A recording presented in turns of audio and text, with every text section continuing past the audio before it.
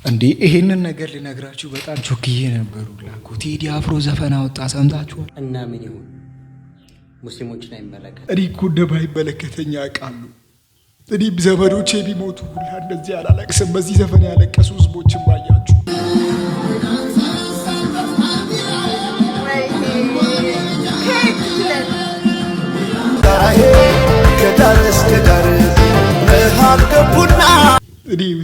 ማልቀስ እኔ አባቴ ሞቶም አላለቅስም። ሰዎች ሞተውም ባይልኝ ይሁን እንጂ በብዛት ይሄንን ነገር ደግሞ ለማዳመጥ ሙስሊሞችም ሂደው ነበሩ። አንዳንድ ከገጠማቸው ነገር ውስጥ ቴዲን ዘፈን ሰፍ ብዬ ልሰማ ማለት ነው ገባሁላችሁ። ዩቲዩብ ስገባ ምን ቢያጋጥመኝ ጥሩ ነው? ከጎን ኡስታዝ ልብህ ደርቋል፣ የቴዲን ዘፈን መስማት ልብ ያደርቅ ይሆን?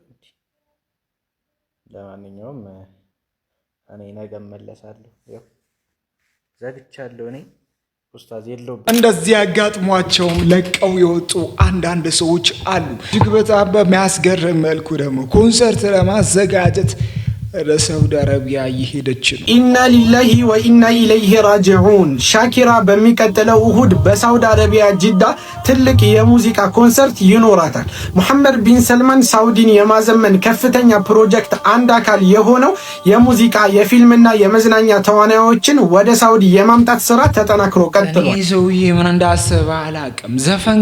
ዘፈን ሐራም እንደዚህ መሆኑን አያውቅም ነው። በሳውዲ አረቢያ ምድር ሸሪዓዊ ሙዚቃ ሊያዘፍን ነው።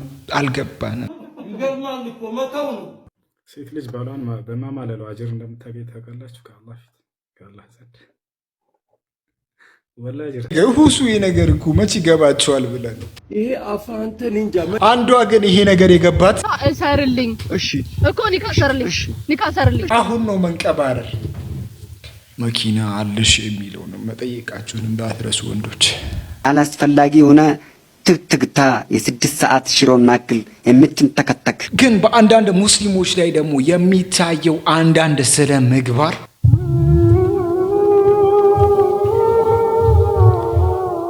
ግራ ገብቶኝ የደነገጥኩበት ቪዲዮ ነው። እጅግ በጣም በሚያስገርም መልኩ ደግሞ የሳውዲ አረቢያ ምድር አንድ አስደሳች ዜና ሰምተን ተመልከቱ። አስደሳች ዜና! አላሁ አክበር!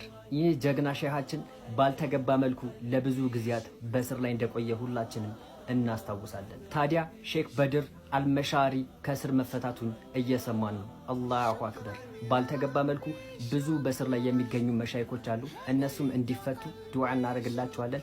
በዚህ ዜና የተደሰታችሁ በደንብ ኮፒ ሊንክ፣ ሼር፣ ፖስት እያደረጋችሁ አላሁ አክበር እያላችሁ እየኮመታችሁ ቪዲዮውን አዳርሱ። በድር አልመሻሪ መፈታታቸው እጅግ በጣም የሚያስገርም ነገር። እሳቸው 15 ዓመታት ያክል እንደተፈረደበት አንዳንድ ምንጮች ይዘግባሉ።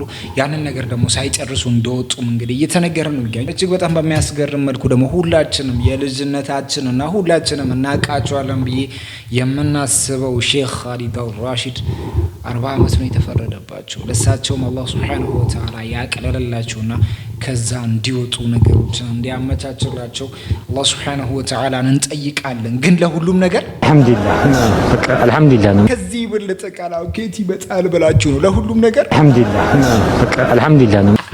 ሰላም አለይኩም ወራህመቱላሂ ወበረካቱ። እንዴት ናችሁ? ሁሉ ሰላም፣ ሁሉ መልካም፣ ሁሉ ዘፈኑ ተደመጠ። እጅግ በጣም በሚያስገርም መልኩ ብዙዎች ስለዚህ ዘፈን እያወሩበትና እያቀነቀኑለት ነው የሚገኘው። ብዙ ሙስሊም ሰዎችም እያዳመጡት እንደሆነ መረጃዎች እየደረሱ ማምላክ ሆይ አልሰባል። እግር ኳስና ህይወታችን የሚተሳሰረው አንዳንድ ሰዎች ደግሞ እግር ኳስን ዊን አድርገው ሲመለሱ ጉዳት ወማመዱና በጣም ፈታኝ ነገር እንግዲህ ሪሃቢሊቴሽን ዘንድ እየተነፈስክ ነው። የጉዳት ሁኔታ በጣም አስቸግሮ ነበርና በመጀመሪያ ሁላችንም በጣም ደስተኞች ነን አንተ በጥሩ አቋም ላይ በመገኘትና ለሊጉም አንዱ ትልቅ ህይወት ስለሆነ ሁላችንም በጣም ደስተኞች ነን።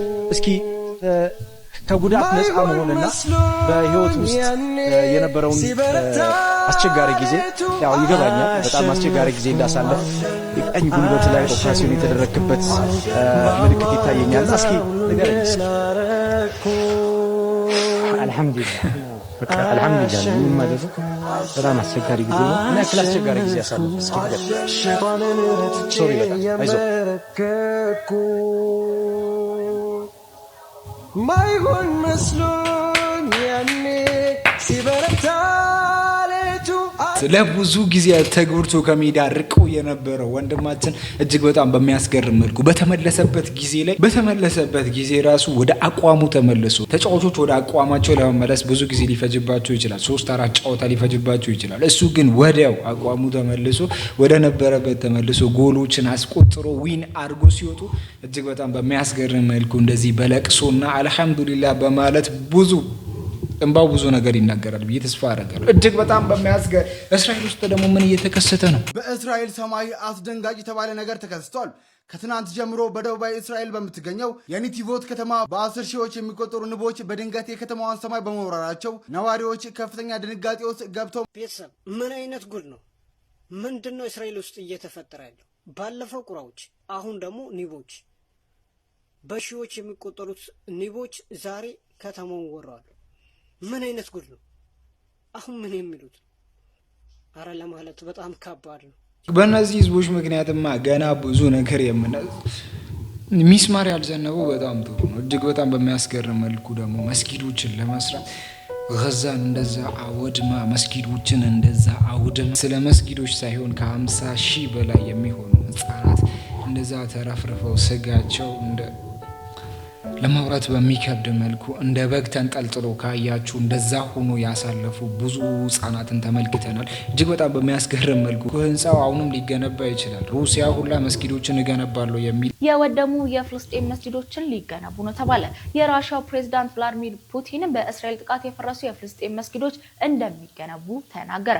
በተጨማሪም ራሻ በፍልስጤም ትምህርት ቤቶችና መሰረተ ልማቶችን መልሶ ለመገንባት ፈቃደኛ ሆናለች ተብሏል። ቭላድሚር ፑቲን ፍልስጤማውያን ብዙ መከራ ደርሶባቸዋል፣ የፍልስጤማውያን የችግር ጊዜ ከዚህ በኋላ ማብቃት አለበትም ብለዋል። ለዚህም ራሻ ከፍልስጤማውያን ጎን ናት፣ ሌሎች ሀገራትም ይህንን ሊከተሉ ይገባል ሲልም ተደምጠዋል። ልጆች ትምህርት ቤቶች ያስፈልጋቸዋል፣ ሰዎች የሚሰግዱበት መስጊድም ያስፈልጋቸዋል ሲሉ ተደምጠዋል። በእስራኤል ጥቃት የፈረሱ መስጊዶችና ትምህርት ቤቶች ዳግም መገንባት ያለባቸው፣ ለዚህም ራሻ እገዛ ታደርጋለች ሲሉ የራሻው ፕሬዝዳንት ቭላድሚር ፑቲን ተናግረዋል። ይህ ፖለቲካ አይደለም፣ ይህ ሰብአዊነት ነው፣ ለደግነት ተግባር ደግሞ ሁሉም ሊተባበር ይገባል ሲሉ ጥሪ አቅርበዋል።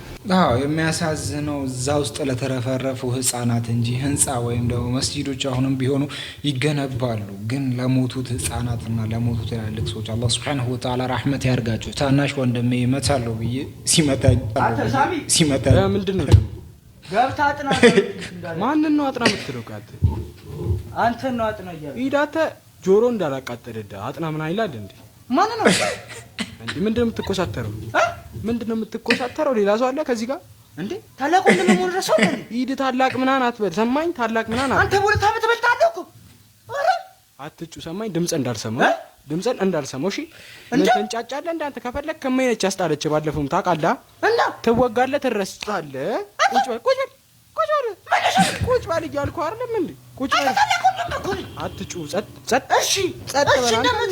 ከማን ጋር እንደሙጣ አታውቅም እንዴ? እናት አንተ እንዲህ በያይዳለህ። እሺ ትወጋለህ፣ ትረሳለህ። ወንድም ብሎ ሴት ነሽ ጀመር። አንተ አርፈህ ቡና አፍላ፣ ቁጭ በል። አንተ መልስ እንደማይመስልኝ ግን ጸጥ በል እያልኩ ነው። ሰማኛ? ከቤት እንዳትወጣ እንዳይነን ነው ማጠፋው። ከቤት ተሳስተውጣ አንተ እንደዛ እየተቀጠቀጥክ መልስ አትመልስልኝ። ታናሽ ወንድሞች ናችሁ፣ ግን እውነት ጉልበት የላቸውም ሰው የላቸውም ብላችሁ ነው የምትጫወቱብን።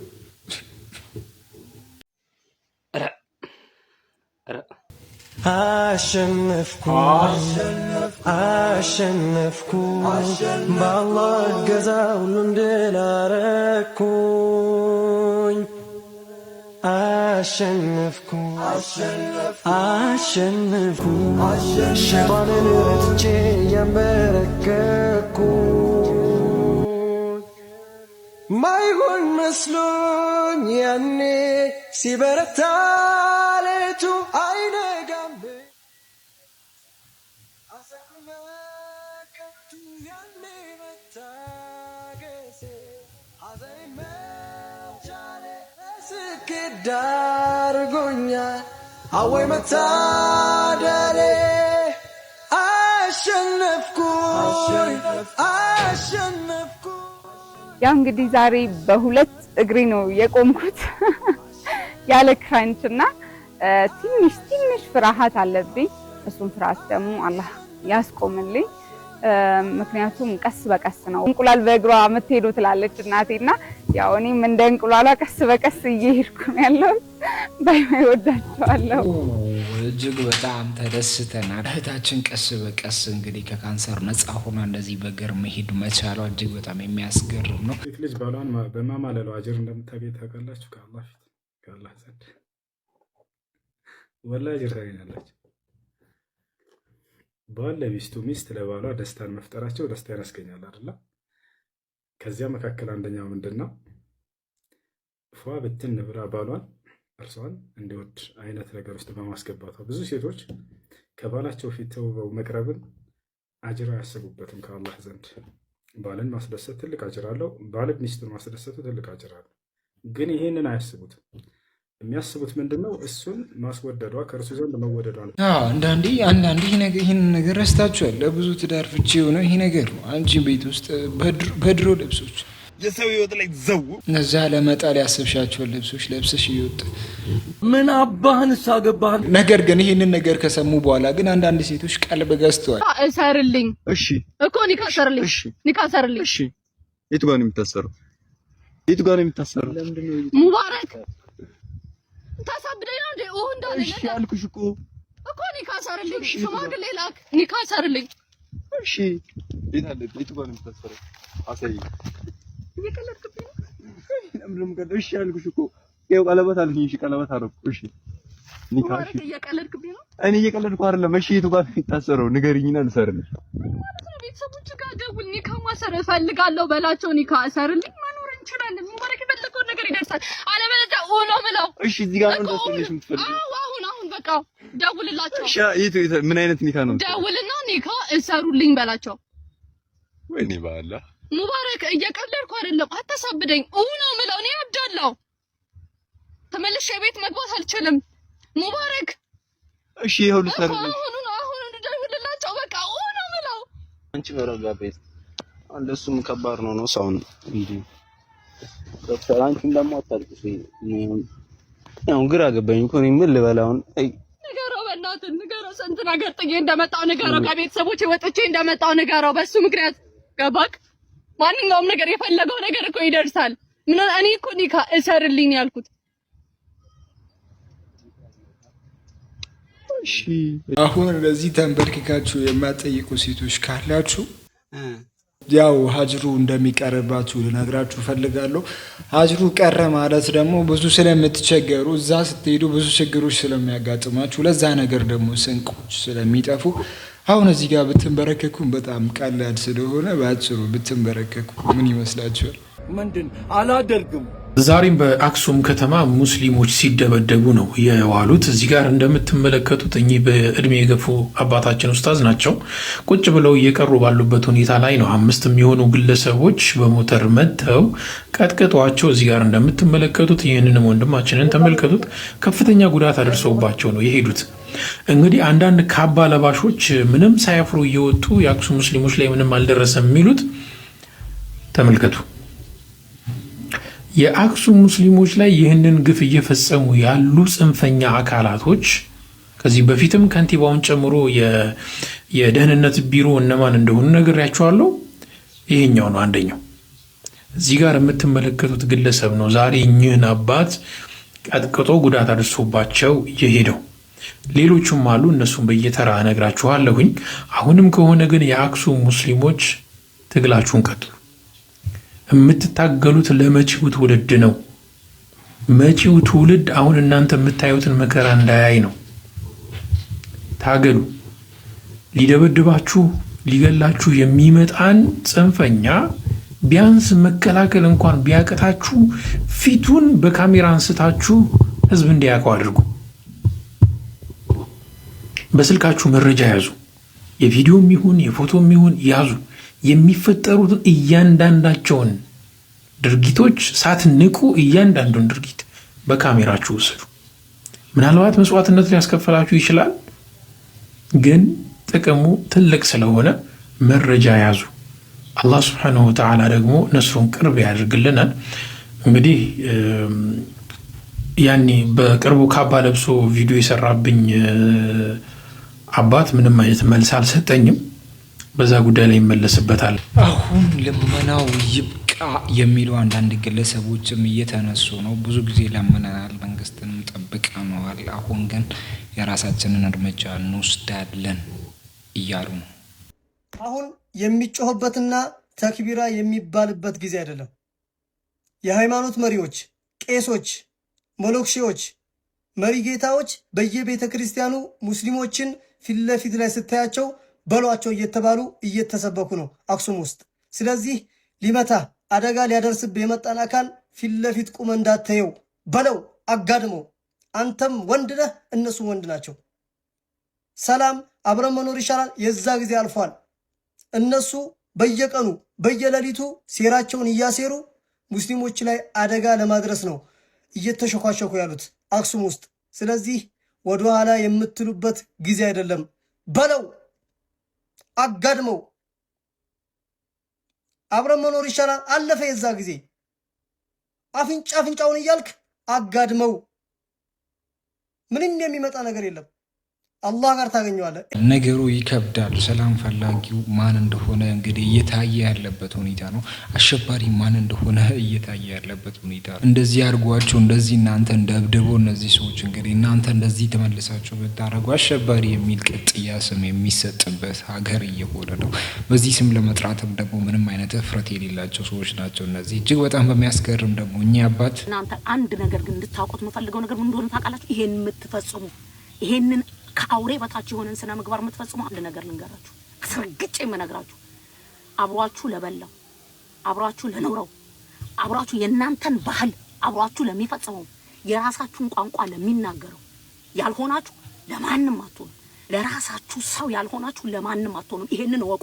እንኳን አይደለም አገርን ማስተዳደር እንችላለን፣ በኢኳሊቲ ሰውን እንመራለን፣ እንዲህ እናረጋለን የምትሉት ማለት ነው። መጀመሪያ ራሳችሁ ክልል ላይ ላለው ለራሳችሁ ህዝብ ቆማችሁ ጀግና ሆናችሁ ሰርታችሁ እኩልነትን አስንፋችሁ ከዛ በኋላ ትጮሃላችሁ። ፖለቲካ ለመስራት ራሱ አእምሯችሁን አሰሩት። ለፖለቲካ ለመስራት ህዝብን በክልላችሁ ላይ ላለው ያላዘናችሁ ያራራችሁ ሰው ለቤተሰቡ ሳያዝን ለሌላ ያስናል። የማይመስል ነገር የትግራዋይ ነው። ታዲያኛ የማን ነው አለን? ትግራይ ናቸው እኮ እነዚህ እህቶቻችን ወንድሞቻችን። ሙስሊም ብቻ ስለሆኑ ነው ትግራይ አይደሉም እንዴ? እዛ አይደሉ የተወለዱት ከናንተ ጋር እኩል በርዝ የተደረጉት እዛው ሀገር ላይ አይደሉ? ለዛ ሀገር ደማቸውን ሲያፈሱ አልነበሩ? ከናንተ ጋር ሲትገሉ አልነበሩ? ዛሬ ላይ ምን ነው ከአውሬ በታች ሆናችሁ እነሱን ጆሮ ዳባ ብላችሁ መጥቀጥቀጥ ጀመራችሁ። ለእናንተ ፖለቲካ መነገጃ ሙስሊም ማገዶ ይሆናል። ሙስሊምን ትጨፈጭፋላችሁ።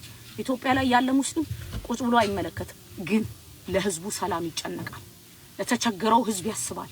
የሙስሊም አስተማሪዎች ሰላምን ነው የሚሰብኩት፣ መተዛዘንን፣ መከባበርን፣ ጎረቤቱን ማብላትን፣ ለጎረቤቱ መልካም መሆንን ነው የሚያዙት። ቆሞ የሃይማኖት አባት የሆነ ተነስና በለው እንዲህ እያላችሁ ትናገራላችሁ። ይሄን ለምትሉት ነው። ሌላውን ህዝብ እየተናገርኩ አይደለም። ሰላማዊ ህዝብ ሙስሊምና የሌላ እምነት ተከታይ ተከባብረው የሚኖሩ ብዙ ክልሎች እንዳሉ አውቃለሁ፣ አሁንም አሉ። ይሄንን ግን ለመፈንቀልና ህዝብን ከህዝብ ለማባላት የሚሰሩትን ሰዎች ነው እየተናገርኩ ያለሁት። እዚህ ውስጥ ካላችሁበት እናንተን ነው እየተናገርኩ ያለሁት። ይሄንን ለምትሰሩት ተንኮል፣ ለግል ሆዳችሁ፣ ለግል ወንበራችሁ፣ ለግል ፖለቲካችሁ ምስኪኑን ህዝብ ቢራብ የትግራይ ህዝብ አልተራበም እንዴ? እናቶች ተሰቃይተው አላየንም እንዴ? እስቲ አስቡላቸው። ለነሱ ተጨነቁላቸው፣ ስሩ ለነሱ። ህዝብን ከህዝብ ማባላት፣ ከሃይማኖት ማባላት ይሄ ፖለቲካ የከሸፈበት ነው፣ የተነገደበት። በፊት ሰራችሁ፣ አሁን ማንም በዚህ የሚገባ የለም። ሌላው ግን የዚህ ሁሉ ሚስጥር ምን ይመስላችኋል? ሚስጥሩን ደግሞ ለማውጣት እየተጋጋጠ ምንም አይነት ፍራቻ ሳያሳይ ያወጣ የነበረው ደግሞ ኡስታዛችን አህመዲን ጀበል ነው። አህመዲን ጀበልንም ለማሳሰር እንግዲህ እጅግ በጣም ከፍተኛ ርብርብ እያደረጉ ነው የሚገኙት። አህመዲን ጀበል እንዲህ ብሎ ነበር። አክሱም ውስጥ መስጂድ ተከልክሏል። ግን ፖለቲካሊ የትግራይ ክልላዊ መንግስት የተጫወቱት ጨዋታ አለ። ጨዋታው ምንድነው? ውቅሮ ነጃሺ ቀብር ያለበትን ለብቻ እስላማዊ የመጀመሪያው መስጊድ ምናምን ተብሎ ራሱን የቻለ ታሪክ ተተርኮ የቱሪዝም ምንጭ እንዲሆን ለብቻ፣ አክሱም ደግሞ ለብቻ ከክርስትና ጋር ተያይዞ ተቀምጧል። ነጃሺ እኮ ውቅሮ ላይ አይደለም አስተዳደር የነበረው። ውቅሮ የሞተበት ቦታ እንጂ የገዛበት ቦታ አይደለም። ውቅሮ የሞተበት ቦታ እንጂ የገዛበት አይደለም። የገዛበት ሰሃቦች ነፃነት ያገኙት አክሱም ከተማ ውስጥ ነው። ተሰደው ወጥተው ይህንን መብት ያገኙ ስደተኞችን ተቀበለች ኢትዮጵያ የምትባለው አክሱም ውስጥ ነው። ስለ አክሱም ቤተክርስቲያን የመጀመሪያው መረጃ ቡኻሪ ውስጥ ይመስለኛል ሐዲሱ እናንተ ታውቁታላችሁ። ኡሙ ሰለማ ለነብዩ ሰለላሁ ዐለይሂ ወሰለም በአክሱም ጽዮን ማርያም ቤተክርስቲያን ውስጥ ስለ ማርያም ቤተክርስቲያን ያየችውን ስዕል የምትናገረውን ታሪክ ይዘው ነው እነ ፕሮፌሰር ስርገው ሀብለስላሴ ምን ይላሉ? በወቅቱ የአክሱም ጽዮን ማርያም ምን እንደምትመስል የመጀመሪያው መረጃ ብለው ይወስዱታል። በዚህን ጊዜ ኡሙ ሰለማ አክሱም ገብታ ቤተክርስቲያኑን አይታ የተናገረችውን ሐዲስ ወስደው ያኔ እንኳን ምን ይመስል ነበር ብሎ ደሊል ያደርጋል። ከዛ ዞር ብሎ አክሱም ውስጥ ነጃሽ የሚባል መሪ የለም። ከዛ ዞር ይሉና አክሱም ቅዱስ ስለሆነ ሙስሊሞች መስጊድ መስራት አይችሉም ይላል። እኛም ተባብረናቸው ውቅሮ ነጃሽ የሞተበትን ቦታ የመጀመሪያው መስጊድ ብለን አብረን እያወራን ነው። የመጀመሪያውማ እዛ አክሱም ውስጥ ነው እንጂ እዚህኛው አይደለም። የመጀመሪያው ሙስሊሞች ነፃነት ያገኙት ዛሬ በ21ኛው ክፍለ ዘመን ነፃነት የተከለከለበት አክሱም ውስጥ ነው። ይሄን በማስረጃ ማነጋገር ይቻላል። ጉዳዩን ወደዛ ገልብጠን በዚህ በኩል ተቀበልናችሁ ስደተኞች እንዲያረጋግን በዚህ በኩል አይቻልም ሲሉ ምን ያህል ኮንትራዲክት ያደረጉ እንደሆነ ማሳየትም ከኛ የሚጠበቅብን ነው። ለማንኛውም ከዚህ በላይ አላስረዝምም። በርትተን አብረን ቆመን የጋራ መፍትሄ ማምጣት ካልቻልን ሐቂቃ ነው የምላችሁ ይሄ ጉዳይ አሳሳቢ ነው፣ መፍትሄ የሚፈልግ ነው። እነዚህ ሰዎች መስጊድ እንዳይሰራ የከለከሉ አካላት ናቸው። መስጊድ እንዳይሰራ ደግሞ የከለከሉ ህዝቡ ሳይሆንም የተወሰነ የህዝቡ ክልል ነው። እነዛ ሰዎች ደግሞ በፖለቲካ አንጻር እንግዲህ የሆነ ነገርን የሚፈልጉ ወይም ደግሞ መድረክን ወይም ደግሞ ስልጣንን የሚፈልጉ አካላት እንደሆኑ ይታወቃል። እነዚህ ሰዎች ላይ ምን አይነት እርምጃ ይወሰድና እዛ ጋር መስጊዱ ሊሰራ ይችላል ወይም ደግሞ ሙስሊሞች በነፃነት ሊኖሩ ይችላሉ የሚለው ሌላ ጥያቄ ነው። እጅግ በጣም በሚያስገርም መልኩ ደግሞ በሁለት ክልሎች ውስጥ ብዙ ጊዜ ሰላም አናይ። ሁለት ክልሎች ወግ አንዱ ክልል መስጊድ ይሰራል፣ ከሰሩ በኋላ አቃጥላለሁ ይል ነው። ከዛ ደግሞ አቃጥሎ የሚጨፍሩበት ያሉበት ነው። አረ እናንተማ እኮ አቃጥላችሁ ከተሰራ በኋላ አይደል ያቃጠላችሁት? እኛ ጋር ጭራሽ አይሰራም፣ እኛ ጋር ጭራሽ መቀበሪያም አይኖራቸውም ይላል አንዱ ክልል ማለት ነው። ግን በጣም በሚገርማችሁ ሁኔታ ሁለቱም ክልሎች ሰላም የላቸውም። አያሳዝንም? ሁለቱም ክልሎች ላይ ሰዎች ይታገታሉ። ስማቸው እናንተ ነው የምትጽፉልኝ፣ እንደው እስቲ ያወቃችሁትን፣ ካልሆነም ታልፉታላችሁ ኮሜንት ላይ። ሁለቱም ክልሎች ላይ ደግሞ ኢስላሞፎቢክ የሆኑ ሰዎች አሉበት። ተከባብሮ የሚኖረውን ኢትዮጵያን ድምጥማጧን ለማጥፋት የሚሞከር ሀገሪቷን ኢኮኖሚ ለማድቀቅ የሚሞከር ካሉት ከ10 ክልሎች ደግሞ ይበልጥ ደግሞ አንደኛው ክልል ደግሞ ለጅት የምትላችሁ መቀበሪያ። እነዚህ ሰዎች ናቸው እንግዲህ ስልጣን ላይ መጥቶ እኛን ሊገዙ የሚያስቡ አካላት። እኛ ባለንበት እኛ በሰላም በተቀመጥንበት ቦታ መቀበሪያ ልታሳጣን የምታስብ አንድ ያልተማርክ ማህበረሰብ፣ በድሮ አስተሳሰብ የቀረ አንድ ጎጠኛ የሆኑ ሰዎች ማህበረሰቡ ስለ ራሱ ህይወት እንጂ ስለዚህ አይነት ነገር ብዙ ነገር ስለማይል እጅግ በጣም በሚያስገርም መልኩ ደግሞ ማህበረሰብ ውስጥ እጅግ በጣም ጠንቅ የሆኑ ሰዎች አሉ። እነዛ ሰዎች ደግሞ ከዚህ በፊት ፓወር ያላቸው ሰዎች ስለሆኑ ምንም አይነት ነገር ልታደርጉን አትችሉም በማለት ብዙ ነገሮችን ሲናገሩም ሰምተናል። ዛሬም ያንን ነገር እየደገሙ ያለበት ሁኔታ ነው ያለው። እነዚህ ሰዎች እንግዲህ በዚህ መንገድ ወደ ስልጣን እንመጣለን ብሎ ካሰቡ ነው ብቻ መስጊዱም ይሰራል፣ ሰላሙም ይመጣል። ሰላም እያጠፋችሁ ግን ሰላምን መፈለግ እጅግ በጣም ይከብዳል። ለዛሬ ያዝንላችሁ ፕሮግራም በዚህ ይጣላል። በቀጣይ ቪዲዮ እስከብድቅ አንሱር አጥቂኙን ኮሜንት ይችላል ተበረሱ ከሰዓካ ነገር ሁሉ ላይክ ምግባራ ከኢትረሲዮ